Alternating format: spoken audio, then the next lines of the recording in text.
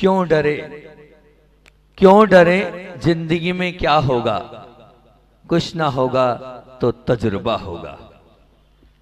क्यों डरे, जिंदगी में क्या होगा, कुछ ना होगा तो तजुर्बा होगा।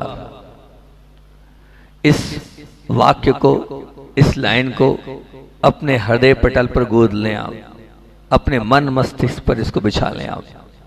क्यों मैं ये लाइन बोल रहा हूं? क्योंकि भूत और भविष्य की चिंता करते हुए और सोचते वर्तमान के निर्णय की क्षमता हमारी कम होते जा रही है। हर व्यक्ति आज या तो भूत से परेशान है, भूत मतलब भूत प्रेत नहीं, पिछला, या पास्ट के दो आप उसको, या भविष्य से परेशान है, मेरा आगे क्या होगा, मुझे अच्छा लड़का मिलेगा कि नहीं मिलेगा, मुझे अच्छी लड़की मिलेगी, मेरी दुकान चलेगी कि नहीं, मुझे नौकरी मिलेगी कि नहीं, या तो उससे परेशान है, मेरा बच्चा अच्छा होगा कि नहीं होगा, उसी से परेशान है, या फिर जो कुछ गुजर गया है अपने पूर्व में उसी को याद कर करके वो क्या कर रहा है, वो वर्तमान की निर्णय की क्षमता कम कर रहा है, वो वर्तमान को नहीं जी पा रहा है। वो सच पूछा जाए तो वो जो अभी हाल हम जी रहे हैं उसको वो नहीं जी पा रहा, इस वजह से कि भूत और भविष्य की चिंता में लगा हुआ है। परिणाम कुछ भी हो, निर्णय लेना चाहिए निश्चित, लेकिन हम निर्णय नहीं ले पाते हैं। क्यों? भूत और भविष्य के चक्कर में। हर सिक्के के दो पहलू होते हैं, और जो वर्तमान में निर्णय लेना सीख गया, भले ही वो निर्णय में सफल हो चाहे नहीं हो, लेकिन अगर आप में वो क्षमता आ गई तो निश्चित मान के चलना आपने अपने आप को बहुत अच्छा बना लिया। और जिंदगी हमेशा मैं ये बोलता हूं कि आप क्या सिर्फ ऋषभनाथ भगवान को मानते हो, क्या महावीर भगवान को मानते हो? बोलो हैं? आप किस किस को मानते हो? 24 भगवान को मानते हो? 24 को मानते हो? सब एक जैसे हैं, सब एक जैसे हैं। जब सब एक जैसे हैं, ऋषभ अजित संभव अभिनंदन, समति पद्म सो 5 दिन राय, चंद्र बहु शीतल श्यांस वास पूज्य, है ना, विमल अनंत धर्म शांति कुंतु अरुमल मन्नी मनुष्यवत नवी नेमी पाश और वर्धमान। ये 24 तीर्थंकर है या नहीं? किसके हैं ये? नहीं दुर्लभ सागर के हैं, नहीं स्वभाव सागर के हैं, आप सबके हैं, हम सबके हैं। जब हम सबके हैं तो मैं बहुत अच्छी बात आपके बीच में बोल रहा हूं कि जब 24 तीर्थंकर हम सबके हैं तो आप जिंदगी में कभी भी ध्यान रखना, एक प्लान बना के नहीं चले, एक ही कि मैं बस ये करूंगा, ये हुआ तो ठीक नहीं। जब भगवान 24 है तो आपके जीवन में 24 प्लान होने चाहिए। जब भगवान 24 है तो आपके जीवन में 24 प्लान होने चाहिए। ये नहीं हुआ तो ये सही, ऋषभनाथ नहीं तो अजितनाथ सही, अजितनाथ नहीं तो संभवनाथ सही, संभवनाथ नहीं तो अभिनंदन नाथ सही, अभिनंदन नहीं तो सुमति सही, सुमति नहीं तो 24 मौके दो, उसके बाद आप हारो। कोई है ऐसा 24 मौके दे? जब भगवान 24 मानते हैं तो आपको अपने जीवन में 24 मौके देना चाहिए, उसके बाद हार मानना चाहिए। मेरी बात आपको अच्छी लग रही हो तो आप स्वीकार कर लो इस बात को कि हम जल्दी हारेंगे नहीं। जिसको हम 24 भगवान के अनुयायी हैं तो हम 24 मौके देंगे, हर भगवान के नाम से मौके देंगे, कोई ना कोई भगवान तो फलेगा। अरे ऋषभ नहीं फला, अजित नहीं फले, संभव नहीं फले, मैं कह रहा हूं निश्चित मान के चलना कि आखिरी तक वर्धमान तो फल ही जाएंगे, मान के चलना आप। तो निश्चित हम अपने जीवन में बहुत सारे प्लान तैयार करके रखें, ये नहीं तो ये, लेकिन जब एक प्लान फ्लॉप हो जाता है तो हम उसी में लग जाते हैं, और उसी में लग जाते हैं तो हम अपने जीवन को आगे नहीं बढ़ा पाते। अपने जीवन को आगे बढ़ाना है तो आपको मैं ये बीज मंत्र दे रहा हूँ आपको कि आप बहुत दृष्टिकोण लेकर आगे तक का सोचकर हर तरीके से अपने मन को तैयार रखें, नहीं तो हम भूत में और भविष्य में हम अपने वर्तमान को खराब करते चले जा रहे हैं। हमें वर्तमान को अच्छे से जीना है तो भूत और भविष्य को नहीं जीना है। ध्यान रखना, जो वर्तमान में जीता है वही वर्धमान बनने की ताकत अपने अंदर लाता है, और जो वर्तमान में नहीं जीता है वो ना बन वर्धमान मतलब महावीर वो नहीं बन पाएगा। एक बात ध्यान निश्चित रखना, हर बीज में एक वृक्ष होता है, हर बीज में एक वृक्ष होता है, और हर आत्मा में एक काबिलियत होती है, हर आत्मा में एक काबिलियत होती है। उसे निखारो, अपने आप को स्वयं को पहचानो, और उस खूबी को आदत बनाकर अपने जीवन की गुणवत्ता को बढ़ाओ। अगर आपने जीवन की गुणवत्ता को बढ़ाना चाहते हो तो अपने आप को पहचानना होगा, और अपने आप को पहचानने के बाद आपके अंदर क्या क्वालिटी है, आपके अंदर क्या खूबी है, उस खूबी को, उस क्वालिटी को आप निश्चित आदत बनाओ। जब उसको आदत बना लोगे, मान लो आपको सिंगिंग की आदत है, खूबी है, तो आप उसमें आगे बढ़ो। आपको चित्रकारी की आदत है, आप उस चित्रकारी में आगे बढ़ो निश्चित। हाँ, आप फाइन आर्ट करो, क्योंकि आप लिंक से हटकर काम करोगे तो आप अपने जीवन में सक्सेस नहीं हो पाओगे। तो अपनी खूबी को, अपनी हॉबी को आप पहचानो, समझो और फिर उसमें लग जाओगे तो आप निश्चित मान के चलना अपने उस लक्ष्य को अच्छे से प्राप्त कर पाओगे। यही मेरे भाव है। और मैं 2-5 मिनट थोड़ा सा मोटिवेशनल बोल लेता हूँ, ताकि जो बच्चे लोग बैठे हैं इनको थोड़ा सा कुछ सीखने को मिल जाए, जो बहनें आदि बेटी हैं उनको भी थोड़ा कुछ अच्छा मिल जाए। और कल का जो बिंदु था वो ब्रह्मचारिणी अनीता दीदी जो है हमारी विक्की भैया की प्रिय बुआ, ठीक है ना, तो उन्होंने क्या लिखा है, उन्होंने बहुत अच्छी बात कल की पकड़ी, आपने देख लें। अगर तुम दूसरों को गिराकर उठे हो तो तुम उठकर भी गिरे हुए हो।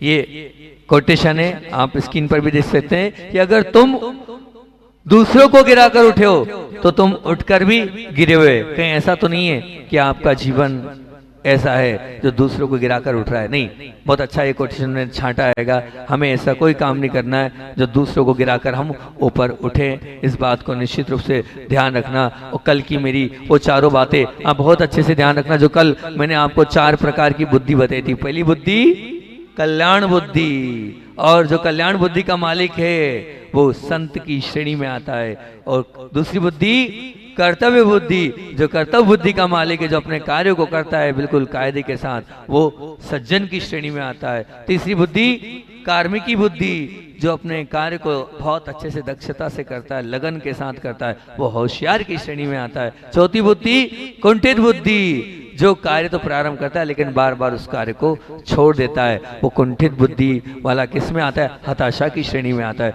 और पांचवी बुद्धि कुपित बुद्धि, निश्चित कुपित बुद्धि वाला बार बार में चिढ़ना, क्रोध करना, वो अप्रिय की श्रेणी में आता है। मैंने कल आपसे ये कहा था, कल का यही था प्रवचन, कि हमें इन सब चीजों से निकलकर अपने जीवन को बहुत अच्छा और बहुत महान बनाने की ओर अपने आप को हमें अग्रसर करना है। और आज मैंने कहा ही था कि थोड़ा थोड़ा आपको ये जो महान ग्रंथ आप पढ़ रहे हैं, ये सामान्य ग्रंथ नहीं है, ये वास्तविकता में हजारों वर्ष प्राचीन ग्रंथ हम आपके बीच में पढ़ रहे हैं, जो कि जिसका मंगलाचरण भी बहुत सारी बातों को खोल रहा है। और सच पूछा जाए तो आचार्य ज्ञान सागर जी ने उसको और अच्छा कर दिया। सबसे पहले इस मंगलाचरण के अर्थ को अपन समझते हैं, क्योंकि ये प्रतिदिन पढ़ना है आपको, बाकी श्लोक तो एक दिन पढ़ना है।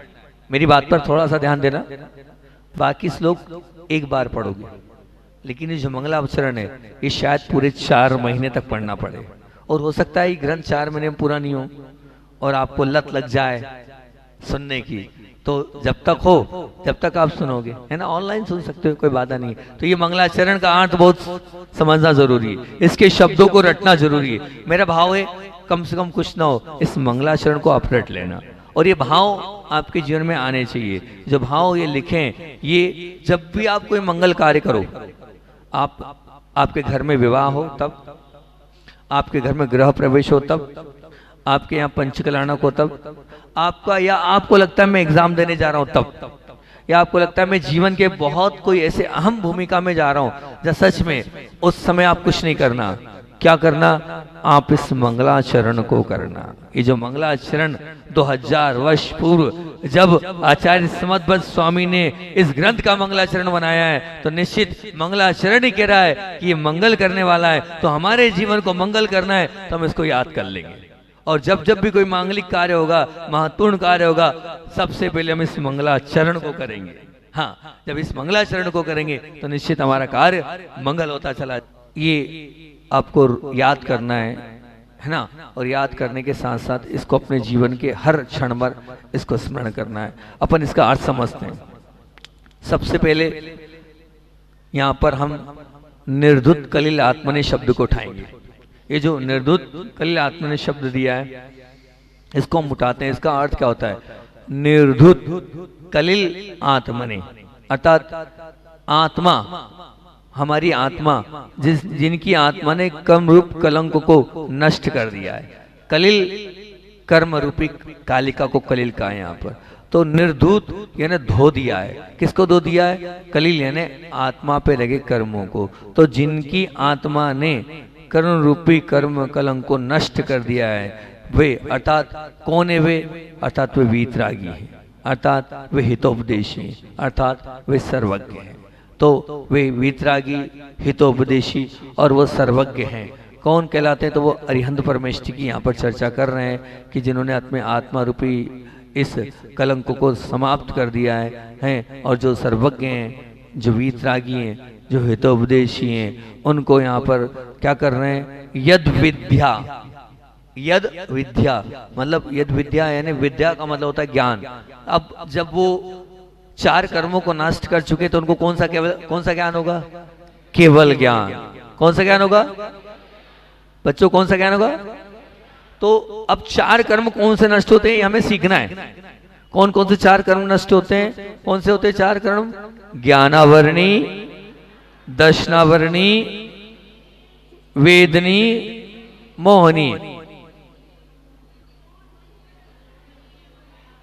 हाँ, बहुत बढ़िया। दो चार लोग बाकी लोग सब समर्थन किया। ध्यान रखना, गड़बड़ नहीं करना, रटने में वो गलत आ जाता है क्रम में। इसलिए ज्ञानावरणी, दर्शनावरणी, मोहनी और अंतराय। ठीक, ज्ञानावरणी, दर्शनावरणी, मोहनी और अंतराय, इनको कौन सा कर्म बोलते हैं?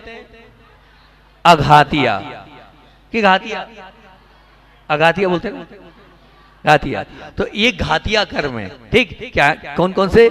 ज्ञानावरणी, दर्शनावरणी, मोहनी और अंतराय। कौन से कर्म है ये? अघातिया कर्म है, घातिया कर्म है। ध्यान रखना, आप कंफ्यूज नहीं होना। कौन से कर्म है? बोलो फिर से। घातिया। कौन से घातिया कर्म? केवल ज्ञानावरणी, दर्शनावरणी, मोहनी और अंतराय।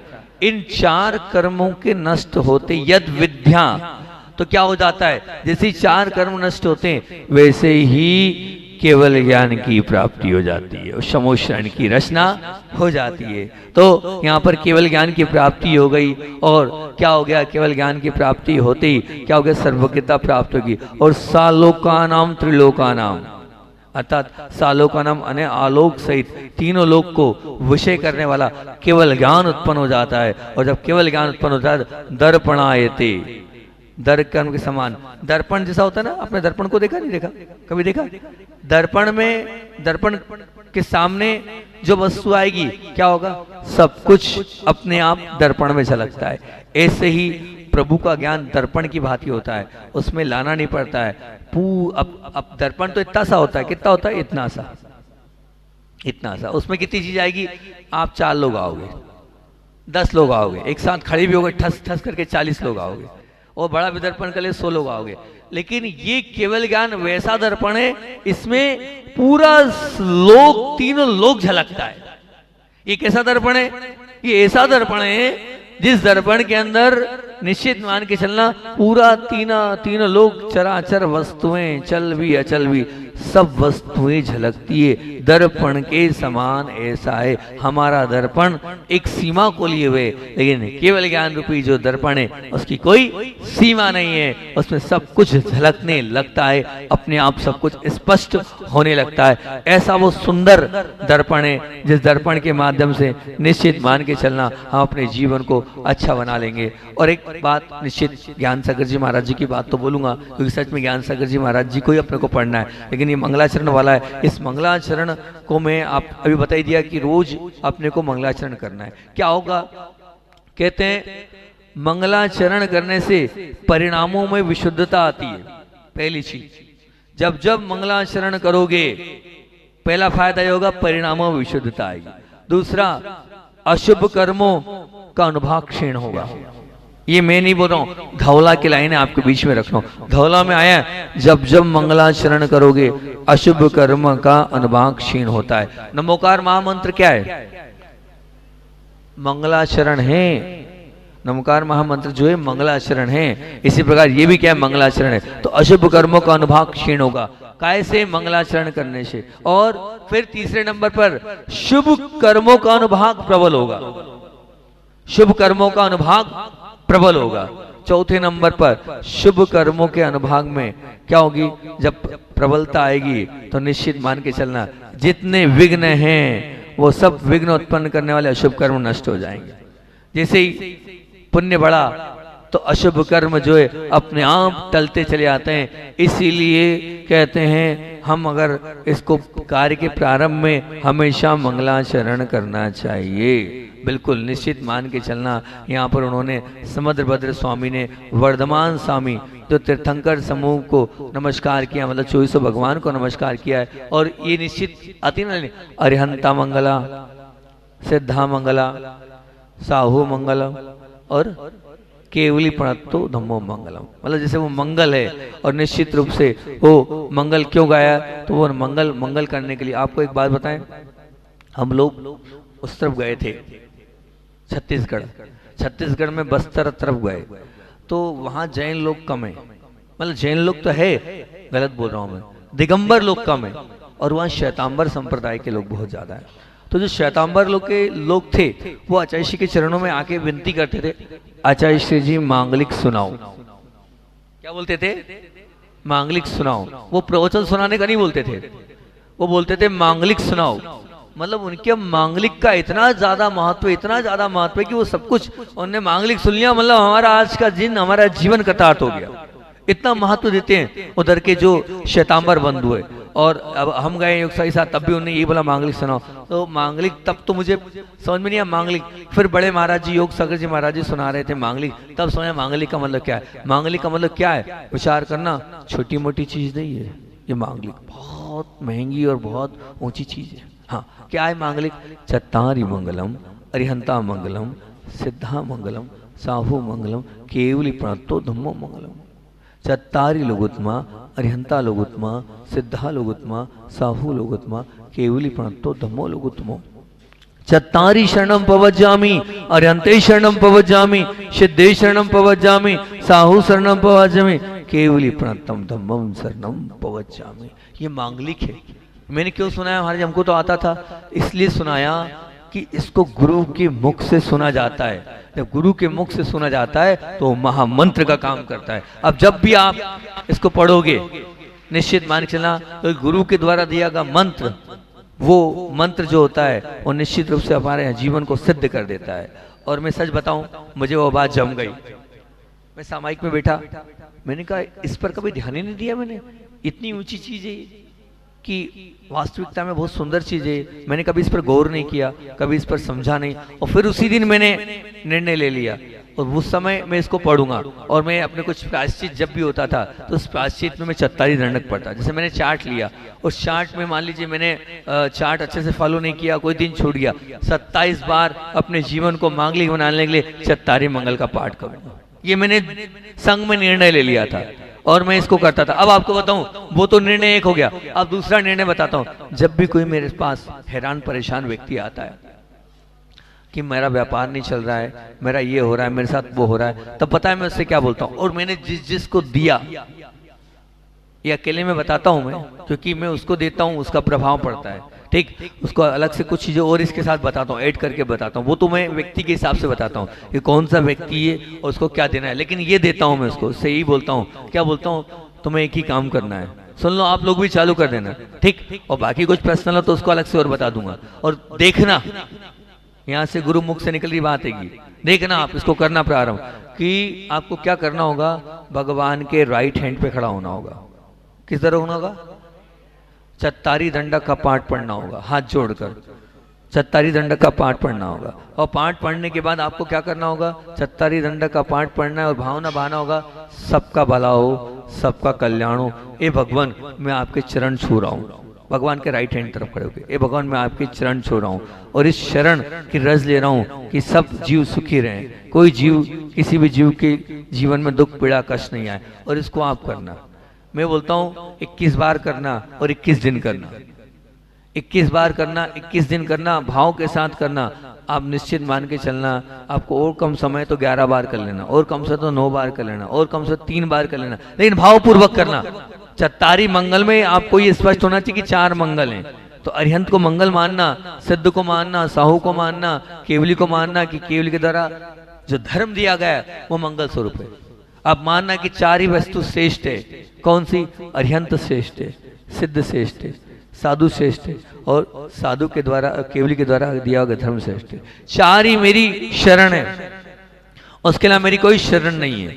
जब आप बोलोगे ना मेरी चार शरण है, चार सर्वश्रेष्ठ है और ये चार ही मंगल स्वरूप है, मैं आपसे बिल्कुल निश्चित कह रहा हूँ 21 दिन में छोड़ो, अगर अच्छे से किया तो उसके पहले ही आपका रास्ता लग जाएगा। और जिन जिन को मैंने बताया है कि दाहिने तरफ सोले के वस्त्र पहनकर तुम्हें 46 दंडक का पाठ करना है और पूरी विशुद्धि के साथ करना है, अब मानना उन सब ने ये रिजल्ट दिए कि महाराज सचमुच में हमारे जीवन में मंगल आया है।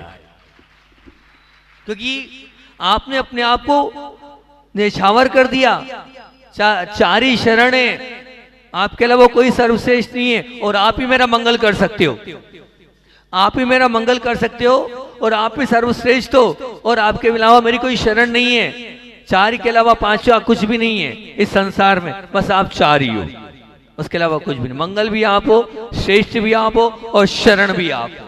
बस जब व्यक्ति समर्पित हो जाता है, मंगल और सर्वश्रेष्ठ और शरण को स्वीकार कर लेता है, निश्चित मान के चलना उसकी रक्षा करने देवलोक आते हैं, आएंगे देवलोक आएंगे आपकी रक्षा करने के लिए। लेकिन आप पहले स्वीकार करो कि चार ही मंगल है, चार ही श्रेष्ठ है और चार ही शरण है। जिन्होंने चार को मंगल माना, जिन्होंने चार को श्रेष्ठ माना और जिन्होंने चार की शरण स्वीकार करी, वो जीवन में कभी दुखी नहीं होगा। उसके दुख, उसकी पीड़ा, उसकी कष्ट, उसकी जितनी विघ्न बाधाएं, निश्चित मान के चलना अपने आप समाप्त होते चले जाएगी। ये मैं देता हूं, जो मेरे पास आता है उसको मैं सुनाता हूं। उसको इसलिए सुनाता हूं क्योंकि उनका कहना है श्वेतांबर बंधुओं का कि गुरु मुख से एक बार सुन लो फिर पाठ करो तो सिद्ध हो जाएगा। वो गुरु मुख से, सामान्य से आपने पढ़ लिया पुस्तक में, वो नहीं, जब गुरु मुख से मिल जाता है तो वो गुरु मंत्र कहलाता है। फिर उस गुरु मंत्र को हम सिद्ध करेंगे तो निश्चित, और गुरु की आज्ञा क्या तुम्हें पढ़ने का अधिकार है, तो फिर गुरु मंत्र हो जाता है। फिर उसको आपको बोले मनोभाव से पढ़ना चाहिए, विशुद्धि पूर्वक सिद्धि हो जाएगी आपको। तो मेरा भाव है, जो लोग हैरान है, जो लोग परेशान है, लेकिन इसका सिद्धांत है कि आपको शुद्धि के वस्त्र में ही पढ़ना होगा। अगर सिद्धि चाहते हो ना, रिद्धि चाहते हो ना, तो इसके लिए तन, मन और वचन, मन वचन काय तीनों शुद्ध चाहिए। मन से तो कर लिया, वचन भी हो गया, काय शुद्धि भी चाहिए। तो काय शुद्धि में क्या, आप शुद्धि के वस्त्र पहनो और शुद्धि के वस्त्र पहनने के पश्चात भगवान के राइट हैंड पे खड़े हो। राइट हैंड इसलिए कि भगवान, ये इसको मैंने वास्तु से जोड़ा, ये कहीं आया नहीं, ये मेरी खुद की देन है कि भगवान का सीधा हाथ फलता है, भगवान की पीठ दुखदाई है, भगवान का उल्टा हाथ भी है, लेकिन भगवान का सीधा हाथ हमेशा फलदायी सफलदायी होता है। तो इसलिए हमें भगवान के दाहिने हाथ पर जो सफल करने वाला होगा, हम राइट हैंड पर खड़े होकर अपनी भावनाओं को प्रेषित करेंगे। और निश्चित है, मैं मेरे लिए मांगूंगा, भगवान के सामने अपनी भीख नहीं मांगना, बोलना भी नहीं कि मुझे बेटा दे दो, मेरी दुकान चला दो। आपको तो ये मानना है कि सबका भला हो, सबका कल्याण हो, सबका मंगल हो। जब आप सबका भला और सबके कल्याण की बात करोगे तो निश्चित मान के चलना आपका भला तो हो ही जाएगा। हाँ, सब में क्या आप नहीं आते हो? बोलो, आते हो कि नहीं आते हो? आते हो ना सब में कि नहीं आते? आते हो सब में? सब में आते हो ना? तो जब सब में हम आते हैं तो निश्चित मान के चलना हमारा भी भला होगा, हमारा भी कल्याण होगा, हमारा भी मंगल होगा।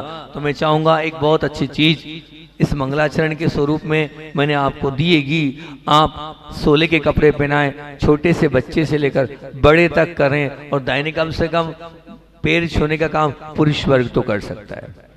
नहीं कर सकता? बोलो, पुरुष वर्ग तो कर सकता है ना? पुरुष वर्ग चाहता है अपना मंगल करना, तो निश्चित वो कुछ ना करे, अभिषेक नहीं मिले तो नहीं मिले, कोई बाधा नहीं, पर हम चरण छूकर इस भावना को प्रेषित करेंगे, चरण को छुएंगे और प्रतिदिन इस भावनाओं को प्रेषित करेंगे। हाँ, करोगे नहीं करोगे? बोलो, पुरुष वर्ग तो कर सकता है। बोलो, बोल भैया, हैं सब करेंगे। पेंट शर्ट में जो लोग बैठे हैं, 1 2 3, ये तो खैर करते हैं, मैंने देख लिया। एक भैया, वो भी करते हो नहीं करते हो? हम मनोज, हाँ करते हो भाई, कल से कर लेना, इतना सा काम कर लेना कि हम रोज चरण छुएंगे भगवान के और इस भावनाओं को प्रेषित करेंगे, है ना? मेरा कुछ नहीं, आपका भला हो जाएगा, आपका कल्याण हो जाएगा, आपके जीवन में अच्छाई अपने आप आते चले जाएगी। ये मैंने आपको बात निश्चित रूप से बोल दी। और अब ये जो सर्वज्ञता का गुण मैंने आपको बताया कि दर्पण के समान है, मतलब दर्पण वाली जो बात दर्पणायते बोला है, तो उसका अर्थ बहुत अच्छे समझना कि जैसे दर्पण में सब कुछ प्रतिबिंबित हो जाता है, ऐसी अरिहंत भगवान के ज्ञान में सब कुछ अपने आप आने लगता है, अपने आप उनके ज्ञान में सब कुछ झलकने लगता है। आकाश में कहते हैं कि जितने क्षेत्र में जीव पुद्गल आदि 6 द्रव्य अपना अस्तित्व रखते हैं उसे लोक कहते हैं। लोक किसे कहते हैं? किसे लोक कहते हैं? बोले जितने क्षेत्र में जीव पुद्गल आदि 6 द्रव्य रहते हैं, जिनका अस्तित्व होता है, उसको लोक कहते हैं। 6 कौन कौन से याद करें? जीव, पुद्गल, धर्म, अधर्म, आकाश, काल। इससे धीरे क्या बोल पाऊंगा आप में? बोलो। जीव और पुद्गल, धर्म, अधर्म, आकाश, काल, ये जो 6 हैं ये क्या कहलाते हैं? 6 तत्व है। तत्व, द्रव्य। 6 क्या है? द्रव्य। तत्व नहीं, ध्यान रखना, तत्व अलग होते हैं। ये 6 द्रव्य, ये 6 द्रव्य का अस्तित्व जहां पाया जाता है उसको लोक कहते हैं। उसको क्या कहते हैं?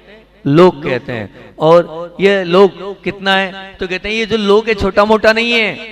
कितना बड़ा है लोक? बोले ये लोक जो है वो 343 राजू प्रमाण है। कितना? कितना? 343 राजू।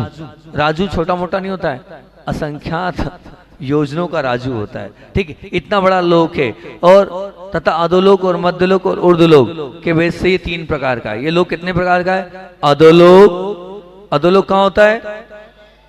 वो देखो बहने भी ऊपर। अरे अधोलोक माना नीचे ना। मेरे को आप समझने का प्रयास करो, मैं हमेशा पहले उल्टा बोलता हूँ, मेरी पे मत जाया करो आप। अधोलोक मतलब कौन सा? नीचे। मध्यलोक वो फिर ऊपर कर दिया उसने। अरे बीच में। और ऊर्ध्वलोक ऊपर। ठीक है, अब सही बोल रहा हूँ। ऊर्ध्वलोक ऊपर, मध्यलोक में हम रह रहे हैं, अधोलोक नीचे। तो इस प्रकार से ये 3 लोक, अधोलोक, मध्यलोक और ऊर्ध्वलोक, ये 3 प्रकार का है। और यहाँ जहाँ सिर्फ आकाश ही आकाश है आलोक कहते हैं। आकाश ही आकाश हो, कुछ नहीं हो, वहां क्या कहते हैं उसको? उसे आलोक कहते हैं। एक है लोक, एक ही आलोक। आलोक की कोई सीमा नहीं। तो लोक कहाँ? जहां पर जीव, पुद्गल, धर्म, अधर्म, आकाश, काल, 6 द्रव्य पाए जाते हैं, उसको कहते हैं लोक। उसको क्या कहते हैं? लोक। किसको? जहां 6। और जहां 6 धर्म नहीं, सिर्फ आकाश। 6 में से मात्र एक चीज पाई जाती है, सिर्फ आकाश। 5 नहीं, वहां जीव नहीं, पुद्गल नहीं, धर्म नहीं, अधर्म नहीं, काल नहीं, वहां सिर्फ क्या पाया जाता है? आकाश। उसको कहते हैं आलोक। उसको क्या कहते हैं? आलोक। उसको क्या कहते हैं? आलोक। तो ये जो लोक और आलोक, जहां 6 द्रव्य पाए जाते हैं लोक, जहां 6 द्रव्य नहीं पाए जाते हैं वो आलोक। तो लोक और आलोक को जो जानते हैं वो सर्वज्ञ होते हैं। सर्वज्ञ कौन? जो लोक को भी जानते, यानी ये जो 6 चीजें जहां पाई जाती है 343 राजू प्रमाण, ये लोक है, इसको भी जानते। और इसके बाहर जो आकाश ही आकाश है वो आलोक। लोक का नक्शा देखा, ऐसा ऐसा मिलता है ना, वो लोक का नक्शा है। तो ऐसे लोक के नक्शे में जो जो चीज आ रही है उनको भी जान रहे हैं। और इसके बाहर आलोक, अनंत आलोकाकाश है, जहां सिर्फ एक द्रव्य, कौन सा? आकाश द्रव्य। मात्र कौन सा द्रव्य? आकाश द्रव्य, है ना, खाली पड़ा है, कुछ नहीं है। उनको भी सर्वज्ञ के ज्ञान में स्वतः वो सब कुछ झलकता है। दर्पण में जैसे दिखता है, लोक और अलोक सबको जानने वाले वो सर्वज्ञ भगवान हैं। इतना ही रखते हैं।